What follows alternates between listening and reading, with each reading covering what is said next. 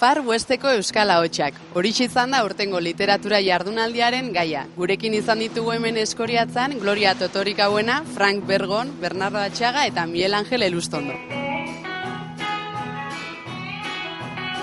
Euskaldunek Ameriketako Estatu Batuetako mendebaldean sortutako literatura aztarnak jorratu dira aurtengo literatura jardunaldian.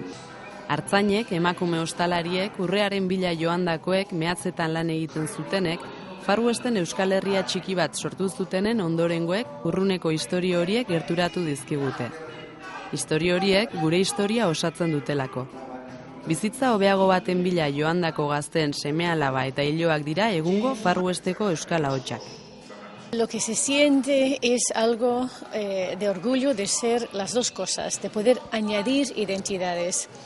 No es ser menos americana por ser vasca, ni menos vasca por ser americana, es combinar identidades. Una identidad cívica, vivo en los Estados Unidos, sigo la política, sigo la vida cotidiana estadounidense, pero también sigo la vida de Euskal Herria sin estar aquí físicamente. Se puede tener una identidad virtual, porque hay unos 70.000 casi personas que ellos mismos se autodefinen como vasco-americano.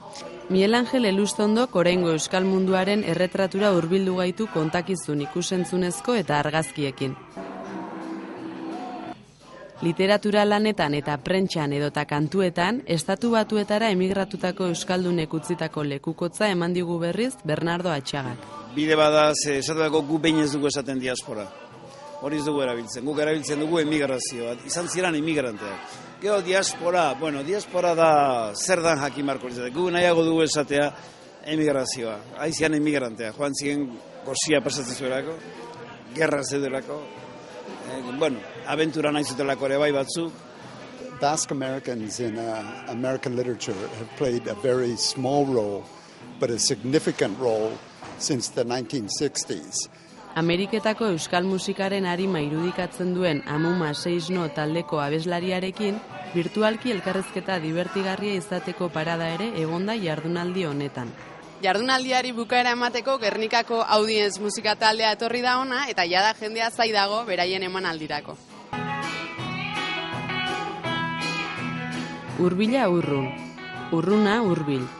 Paradoxa horrekin osatu dute beraien historia propioa Euskal Herria utzitako asko, eta horrela kontatu digute oraingo Euskal Amerikarrek.